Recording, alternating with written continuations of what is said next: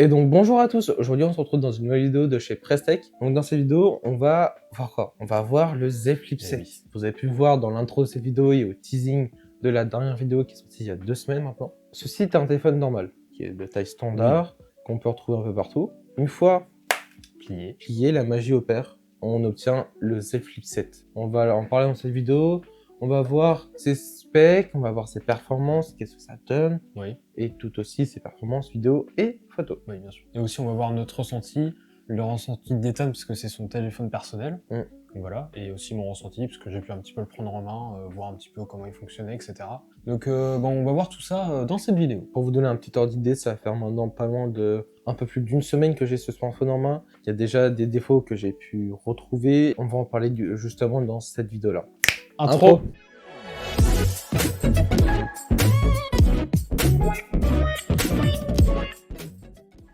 Et donc, ce que vous voyez à l'écran, c'est le Samsung Galaxy Z Flip 7 qui est en coloris bleu.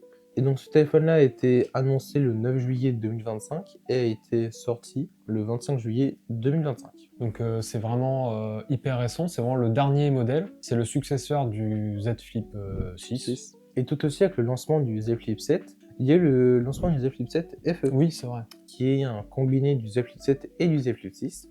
Ils ont fait un téléphone qui est moins cher et tout aussi performant que le Z Flip 6 avec quelques petites améliorations et features en plus du Z Flip 7. C'est dans la même philosophie que la gamme des Galaxy S. Donc on a les S, par exemple cette année, S25, S25 Plus, S25 Ultra et aussi le S25 FE. Mais c'est dans la même philosophie que pour ce Z Flip. Donc le Z Flip 16, c'est un très beau smartphone. Il a un châssis tout en aluminium Armor signé Samsung, donc c'est vraiment un très beau châssis. La plaque en verre à l'arrière est aussi de très bonne qualité. La couleur est bien faite, franchement c'est un beau smartphone. Et du coup, on ressent le premium de chez Samsung, on ressent la qualité, on ressent surtout le prix à travers ce smartphone. Alors donc le verre à l'arrière, il est protégé par un Gorilla Glass Victus. Et tout aussi, juste avant, on vous a parlé du châssis du Z Flip 7, mais tout aussi, ils ont vraiment été pointueux sur la charnière. Samsung a eu cette exigence d'améliorer chaque année la charnière, le châssis, l'écran intérieur, l'écran extérieur et d'avoir le téléphone le plus fiable et le plus résistant possible. Alors donc pour les couleurs sur ce Z Flip 7, donc on a le bleu nuit, donc on est ici à l'essai aujourd'hui. On a aussi le noir absolu, donc c'est noir. On a la couleur corail, donc c'est du rouge. Le rouge rosé, Ouais. si on voulait par là, c'est un mélange de rouge-orange. Ouais, c'est ça. Un truc comme ça. Ça oui. fait un petit peu comme la couleur rouge des iPhone 12. Mm. Bon, c'est quand même mieux parce que sur l'iPhone 12 c'était pas très beau, mais voilà. Et aussi on a la couleur vert d'eau, donc c'est une couleur spéciale sur le site Samsung. Donc voilà, il y a 4 coloris assez pop, j'ai envie de dire. Ça fait pas comme par exemple, je pense à Apple pour les iPhone Pro, c'est vraiment très noir, blanc, enfin voilà. Là c'est quand même sympa, c'est des couleurs sympas. Qui reste classe, premium, Oui, tout à fait. sans faire trop jouer. Alors donc maintenant on va parler des performances de ce Z Flip 7. Donc on est sur le Exynos 2500. Alors donc c'est un petit peu étrange, il y a quelque chose d'étrange, parce que sur le Z Flip 6 on était chez Snapdragon, donc avec le 8 Gen 3, donc c'était le flagship des processeurs de l'année dernière. Mais là Samsung sont retournés sur les processeurs faits maison, donc les Exynos. Alors pourquoi ? Je ne sais pas, peut-être pour baisser les coûts, c'est possible. Que peut-être que le Snapdragon 8 Elite était vraiment très cher, parce que il est vraiment overkill ce processeur, il est extrêmement puissant. Mais là, avec le Exynos, ça marchera très bien, il n'y aura aucun souci, les performances sont vraiment au rendez-vous, même pour jouer, pour tout ce qui est photo, il n'y a aucun souci. Ça marche vraiment très bien. Et le processeur est gravé en 3 nanomètres, donc pour la consommation d'énergie, et bah, c'est quand même un gros avantage. Et je vous le confirme, sur ce smartphone-là, la consommation de l'énergie et l'optimisation de batterie est très importante. Ouais. Et donc au niveau de la batterie, on est sur une batterie de 4300 mAh au total. Parce qu'on cumule 2 batteries, une grosse et une petite, sur chaque côté du smartphone. Alors donc au niveau du stockage et de la RAM, donc on a 12 Go de RAM installés de base. Donc 12 Go de RAM c'est vraiment beaucoup. En LPDDR5X, donc c'est la dernière norme en plus. Donc là niveau RAM vous aurez aucun souci, pas de problème de RAM. Niveau rapidité c'est excellent. C'est la meilleure RAM qui peut exister sur le marché à ce moment-là. Et niveau stockage, on a soit une version 256 Go, soit une version 512 Go de stockage. en UFS 4.0, donc c'est encore la dernière norme, et ça marchera très bien, le stockage est très rapide. Donc pour la RAM et le stockage, c'est quand même excellent. Et donc ici à l'essai, on a une version 256 Go de stockage, pour l'information, donc voilà. Et donc au niveau des écrans, au niveau de l'écran intérieur, on est donc sur un écran de 6,9 pouces en dynamique AMOLED 2X. Et cet écran-là a une petite particularité, c'est que c'est pas un écran comme ce smartphone-là où c'est un écran de tous les jours finalement, un Oui. écran en format 29e. Là, on est plutôt sur un format 21e. Donc comme vous avez derrière nos dos, Oui, c'est le même format. c'est le même format effectivement. Oui, ça c'est vraiment une spécificité des formats flip, même de tous les constructeurs. Ce sont des écrans 21/9 pour que ce soit mieux dans la main. Enfin bon, après voilà, c'est pas choisi par hasard. Mais voilà, donc c'est du 21/9. Donc faut s'habituer quand même, c'est un format qui est long quand même. L'écran est vraiment très haut, mais ça le fait très bien, il n'y aura aucun souci avec ça. Et donc au niveau de la résolution de l'écran, on est sur un écran de 2520 pixels par 1080 pixels. Pour ma part, ce format me plaît énormément. Pour la part de Damien, c'est pas le cas. Donc ce qui me dérange un petit peu avec cette résolution d'écran, c'est qu'on est en Full HD+. Alors Full HD+, c'est très bien, il n'y a pas de souci. Mais dans cette gamme de prix, on est souvent sur du Code HD+, ou du W Code HD+. Bon, après, vous n'allez pas trop voir la différence, c'est pas ça. Mais voilà, c'est les petits points de détail qu'on veut quand c'est un téléphone à plus de 1000 €. On voudrait avoir une dalle supérieure à du Full HD+, quand même. Oui, c'est du point de détail, c'est pour justifier le prix qui est quand même très très cher. Mais bon, après, c'est pas un critère de non d'achat, pas du tout. Mais voilà, c'est un petit peu dommage. Mais voilà. Donc au niveau du taux de rafraîchissement, on est sur du 120 Hz, donc c'est très bien le 120 Hz. Mais on n'a pas de dalle LTPO, comme tous les smartphones à plus de 1000 €, une dalle LTPO. Mais là, c'est pas le cas. Alors je ne sais pas pourquoi. Donc la dalle LTPO, c'est une dalle qui va de 1 à 120 Hz. Donc par exemple, quand on est sur le Always On Display, on est sur du 1 Hz, alors que quand on est sur du jeu ou des séries... Par exemple, en série, ça peut se mettre à 24 ou à 30 selon la série. Et quand en jeu, on va mettre à fond, donc à 120. Et ça sert vraiment à économiser de la batterie, et c'est une fonction qui est quand même très intéressante. Mais là, c'est pas le cas sur ce Z Flip, donc bon, après c'est pas un critère de non-achat non plus, voilà, c'est pas très grave, mais c'est encore le petit point de détail. Et puis donc au niveau de la luminosité, on est sur du 2600 nits, c'est vraiment pas déconnant. Et donc même en extérieur ou dans un environnement très lumineux, les 2600 nits font plaisir et ils sont bien présents. On arrive tout de même à bien voir l'écran sans avoir de difficultés, même avec des reflets. Et donc au niveau de l'écran extérieur, on est sur un écran de 4,1 pouces en Super AMOLED. Et donc au niveau de la résolution, on est sur une résolution de 948 pixels par 1048 pixels.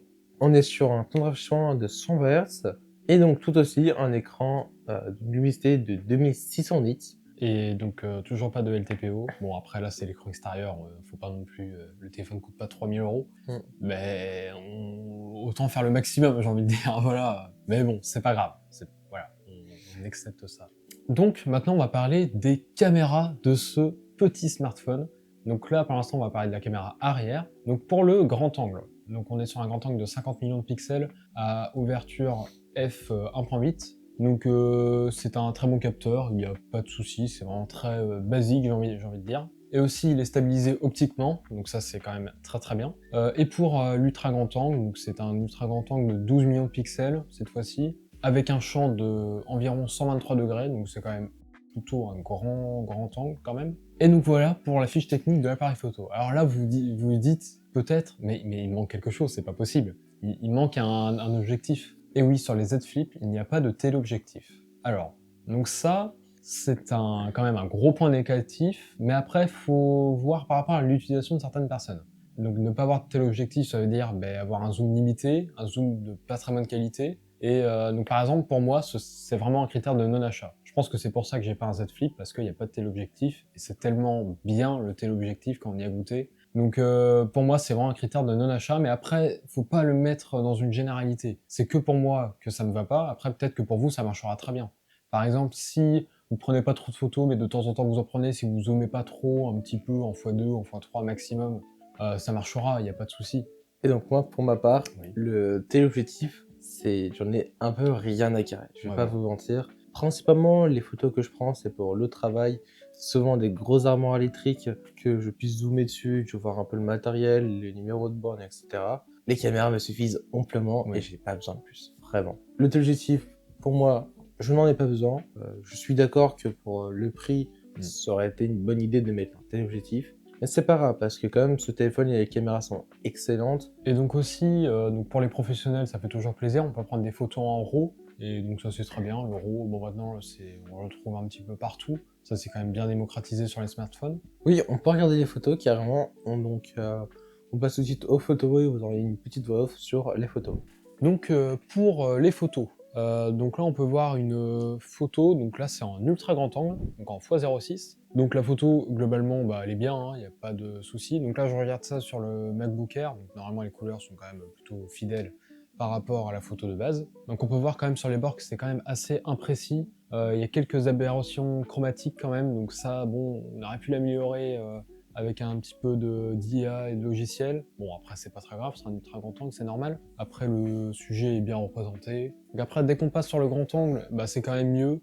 Il y a moins de distorsion sur les bords, plus d'aberration chromatique, et c'est vraiment bien. Le ciel n'est pas trop cramé, il a une bonne plage dynamique quand même. On voit bien les détails aussi par terre, donc avec les feuilles, l'herbe. Franchement, le grand angle, il est vraiment très très bon. On voit bien tous les détails, et c'est plutôt très bien. Donc après, pour la photo en x2, bah c'est bien aussi, on perd pas trop de détails, on en perd un petit peu quand même, mais globalement c'est bien. En x4, on commence vraiment à perdre des détails, par contre dans l'herbe, c'est quand même beaucoup plus compliqué, mais c'est exploitable, on va dire. Et après en x10, bon, l'IA rattrape un petit peu, ça se voit, mais c'est potable, mais c'est pas optimal quand même. Donc là, j'ai pris des fleurs en photo, donc les fleurs sont quand même pas mal saturées par rapport à l'arrière. Personnellement, je trouve que l'arrière est très contrasté. Après, c'était une situation assez difficile parce qu'il y avait des hautes lumières, des basses lumières, mais globalement, ça fait très bien l'affaire. Il met vraiment en valeur le sujet. La photo était un petit peu trop sombre, mais ça marche très bien. Donc là, une autre photo de paysage avec des arbres, ça marche très bien. Le ciel est un petit peu cramé des fois en haut, mais bon, c'est acceptable. Et c'est vrai qu'on voit qu'il y a un travail algorithmique sur les feuilles qui ressortent vraiment. Et c'est vrai que, comme Ethan le disait, les détails sur les feuilles sont des fois pas tip top. Pour la photo d'après, donc là en ultra grand angle, là c'est quand même moins bien. Les couleurs sont plus ternes, les contrastes sont vraiment élevés, je trouve. Des fois, sur certains arbres, on voit même plus trop l'arbre, on voit que les feuilles qui sont dessus. Donc ça c'est pas très bien géré. Il y a une grosse distorsion, donc on le voit avec le poteau. Mais par contre le ciel est bien, il est pas trop cramé, on voit quand même bien le bleu du ciel et les nuages. Mais bon, globalement ça le fera. Alors donc là, on se retrouve avec une photo soi-disant macro. J'ai été très surpris avec ce smartphone, mais il n'y a pas de mode macro. Alors je ne sais pas pourquoi, parce qu'on a quand même un ultra grand angle. Bon, après on peut quand même se rapprocher un petit peu, mais du coup pas trop. Donc après, en mode portrait sur la caméra arrière. Ça marche bien, donc là c'était moi qui étais sur la photo, voilà. Je suis quand même plutôt bien détouré, ça va. L'effet bokeh est plutôt bon, c'est quand même précis. Ah oui, puis pour cette photo, on était en contre-jour, donc là c'est pas simple pour le smartphone, mais il a très bien réagi, je trouve qu'il était vraiment très très bon. Je suis bien mis en valeur, et franchement le mode portrait il marche très bien. Et donc au niveau de la caméra intérieure, donc le selfie interne finalement, on est sur un objectif de 10 mégapixels en ouverture f2.2. Ça reste une bonne qualité d'image pour des selfies avec des potes. Mais c'est pas l'intérêt de ce smartphone, parce que ce smartphone, mais du coup on peut se prendre en photo donc, comme ça, avec la caméra principale, donc le grand angle vers nous, ou avec l'ultra grand angle aussi ça marche, et c'est beaucoup mieux de faire comme ça, on aura une bien meilleure qualité, et si on est avec plein de monde, bah, l'ultra grand angle quand même, c'est super pratique. Donc pour cette photo, donc là c'est la caméra de selfie donc, dans le téléphone, donc là c'est en mode portrait, le détourage est pas parfait, mais sinon les détails sur la peau sont quand même bons. Bon, globalement, ça marche bien. La caméra frontale est vraiment très bien. Donc maintenant pour la vidéo. Donc la vidéo, c'est très important, bien sûr. Avec tous les objectifs, donc même la caméra frontale dedans, l'ultra grand angle et le grand angle, on peut filmer en 4K à 60 fps. Donc ça c'est très bien. Et aussi, autre spécificité, c'est qu'on peut filmer en log. Donc le log, c'est un format professionnel. Là, vous voyez une vidéo qui a été filmée en log avec le Z Flip 7. Donc c'est vraiment un format très flat. Et là, tac, dès qu'on fait de la colorimétrie, vraiment les détails sont très beaux. On peut vraiment peaufiner comme on veut la colorimétrie. C'est un format qui est génial. Bon, par contre, c'est très lourd. Donc ça, c'est cool. On peut filmer en log et ça, c'est très très bien. Alors donc pour la vidéo, donc globalement, ça marche bien. Il n'y aura pas trop de soucis. On peut voir que les détails sont plutôt bons. Le ciel n'est pas cramé. Il y a une bonne plage dynamique. Ce sera pas le meilleur vidéophone, mais pour faire quelques vidéos, ça marchera très bien, il n'y aura pas de souci. Dès qu'on passe sur l'ultra grand angle, c'est un petit peu plus sombre, c'est un petit peu moins précis, il y a moins de piqué, c'est normal, c'est un ultra grand angle. Donc globalement, ça marche bien, hein. Il n'y a pas trop de différence de colorimétrie entre les deux objectifs. Donc là, pour l'information, c'était en 4K 60 images par seconde. Mais dès qu'on commence à zoomer, bon là, on perd en qualité. Donc globalement, ne zoomez pas trop en vidéo x2, c'est déjà très bien, ce sera le maximum x2, x2,5, pas plus en vidéo. Donc ça c'est le désavantage de ne pas avoir de tel objectif. Donc là avec cette vidéo on peut voir qu'on peut avoir un retour de l'écran donc dans le petit écran à l'arrière. Donc ça peut être hyper pratique par exemple pour les vlogueurs, les gens qui vloguent, ça peut être hyper pratique. Par contre c'est limité en Full HD, ça c'est dommage. Et donc maintenant au niveau de la recharge, parce que tout à l'heure on a vu la batterie, au niveau de la recharge on ne l'a pas encore vu.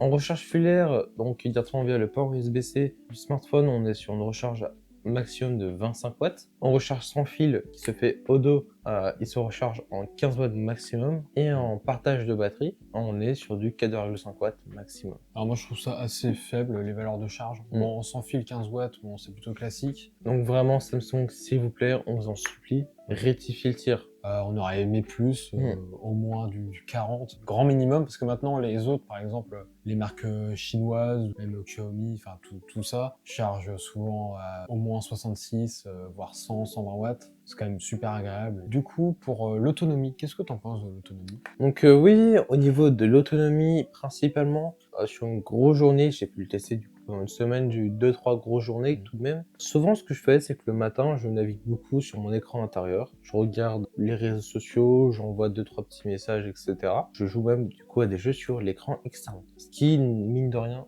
économise tout de même vraiment la batterie. Parce que être sur un écran externe et sur un écran interne, qui est quand même bien plus grand, qui demande plus d'énergie, c'est pas pareil. Mais donc environ la moitié de la journée écran plié et l'autre moitié souvent l'écran déplié sur les réseaux sociaux avec du son, etc. C'est très prometteur. L'optimisation du téléphone, de la batterie est vraiment super bonne. Pour un petit ordre d'idée, je commence à naviguer sur mon smartphone autour des 6 heures du mat. Et j'arrête avant de le mettre en charge, donc je rentre chez moi, autour des 18h30, 20h. Très souvent, pour cette semaine-là du moins, même avec des grosses journées, j'arrivais toujours autour des 20%. Des fois, j'arrivais autour des 50% quand j'avais une petite journée ou des journées où je n'ai pas vraiment le temps d'aller sur mon smartphone. Je suis jamais tombé en galère de batterie. Ah oui. Mais c'est quand même pas mal, ils sont bien améliorés, parce qu'avant l'autonomie c'était un gros point négatif des formats flip avant. Et du coup maintenant ils ont bien rectifié le tir quand même, c'est bien. Donc au niveau de la connectivité, on a de la 5G bien évidemment. Heureusement qu'on a de la 5G. On a du Wi-Fi 7, donc ça c'est bien, les nouvelles normes de Wi-Fi. Et du Bluetooth 5.4, donc c'est très bien aussi. Au niveau connectivité, bah, ça marche très très bien. Donc niveau sécurité, on a un capteur d'empreinte digitale sur la tranche du téléphone, donc ça marche très bien, il n'y a pas de souci. Il y a une sécurité faciale 2D, donc avec la caméra frontale, et aussi la caméra arrière, le grand angle, mais ça reste du 2D. Donc bon, ça déverrouille, mais ça marche bien, il n'y aura pas trop de soucis. Puis après le code, le schéma, enfin les trucs de base. Alors, au niveau du système d'exploitation, on est sur de l'Android 16 et complété avec le One UI 8.0. Et donc du coup, le système d'exploitation est quand même bon. Personnellement, je l'aime beaucoup, il y a beaucoup de fonctions que j'adore. Ça reste fluide, intuitif, et il n'y a pas trop de prise de tête avec les longs, etc. Vraiment, c'est assez intuitif. Et c'est quand même bien foutu, je trouve. Tout ce qui est flex mode, donc quand on met le téléphone comme ça, quand on le met en flex, c'est quand même bien fait, même pour l'appareil photo. Donc là, voilà, comme ça. Ça marche bien, il y a pas mal de fonctions. Et après, qu'est-ce qu'on peut faire sur l'écran extérieur? Donc sur l'écran extérieur, on peut faire tout ce qui est, donc, comme je vous le disais précédemment, on peut naviguer sur Internet, sur des réseaux sociaux, on peut jouer à des jeux, et on peut aussi avoir le retour photo et vidéo de ce que le détenteur du Z Flip vous prend en photo et comment ça rend. Et donc maintenant, on va passer au point négatif de ce Z Flip. Alors pour ma part, ça fait vraiment une semaine que je l'ai. Le seul point négatif pour l'instant j'ai pu relever, c'est on peut dire une aberration. Donc comme on peut le voir sur ce petit extrait vidéo là, en fait les deux parties du téléphone bougent, ne sont pas fixes, elles bougent. En fait on a vraiment du jeu entre les deux parties du téléphone. Et donc ça montre une faiblesse ou alors un défaut de fibration de ce modèle là au niveau de la charnière. Donc je ne sais pas. Aucun bruit bizarre à l'ouverture, pas de Oui. trucs comme ça. Figure, pareil, elle a pas changé. Donc, à part ce petit point négatif là, je n'ai rien d'autre à redire. Donc, j'ai une coque de protection pour Z Flip 7. Le problème de cette coque, c'est que les deux parties sont solidaires, ce qui fait que, à l'utilisation, en fait, on peut s'apercevoir que la partie du dessous du Z Flip est bien maintenue, est bien plaquée, etc. Mais la partie avec l'écran externe, et ben en fait, la coque n'est pas bien finie. Et j'ai pu remarquer que c'était souvent sur les coques solidaires avec les deux parties qu'on avait ce genre de problème. Donc du coup, pour le capteur d'empreinte digitale, très embêtant. On a du mal à le déverrouiller avec l'empreinte digitale quand le téléphone il est plié. À part ça, je vous invite à trouver une coque qui avec les deux parties qui ne sont pas soldarisées pour votre confort d'utilisation et pour votre confort visuel, tout simplement. Et aussi, maintenant, Samsung, ils font quelque chose de vraiment super intéressant. C'est qu'il y a 7 ans de mise à jour de montée d'OS. Donc, on peut aller jusqu'à Android beaucoup. Android 23, c'est énorme. Donc ça, 7 ans de mise à jour, c'est vraiment excellent. Et donc, on peut garder son téléphone 7 ans en ayant toujours des mises à jour logicielles. Et après, je crois de mémoire, les mises à jour de sécurité, c'est 8 ans. Oui. Donc ça, c'est vraiment excellent. Et donc au niveau des prix, sur la version Z Flip 7 en 256 Go, on est autour des 1200 € tout de même. Ouais, Ça commence à ça fait taper. mal, hein. Et pour la version 512 Go, on est sur un prix autour des 1300-1400 €. Pour ma part, le téléphone lui-même, je l'ai pas eu pour 1200 €, je l'ai eu pour 1000 € en neuf. Mais par contre, du coup, j'ai payé une garantie de 200 € qui comprennent tout ce qui est choc et vol, perte, etc. Et même, du coup, si je me souviens bien, tout ce qui est casse d'écran, de charnière, etc., tout est pris en garantie. Et donc, du coup, au niveau de la conclusion de cette vidéo, c'est un superbe téléphone. Vraiment, c'est un téléphone qui est compact, qui passe bien dans la poche. Surtout pour moi qui aime bien travailler. Pour un petit ordre d'idée, je suis électricien industriel. Et donc, du coup, j'ai beaucoup de câbles, de vis, de tournevis dans les poches de boulot. Et mes téléphones, ils prennent souvent cher. Et vraiment, dans la poche, c'est un pur bonheur. J'ai pas peur du coup de casser mon écran interne parce que forcément il est fermé. Et puis même pour prendre des photos, quelques petites armoires, ça marche très bien, c'est efficace et c'est vraiment super rapide. J'ai pas besoin de me prendre la tête pendant 30 ans à essayer de trouver le focus, etc.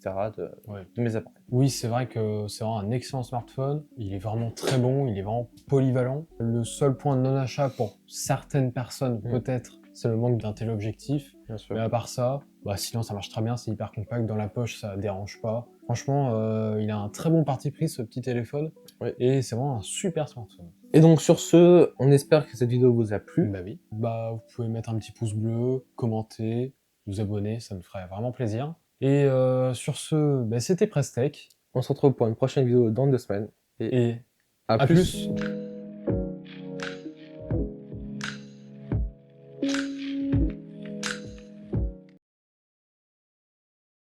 C'est quoi ça? C'est quoi ce truc?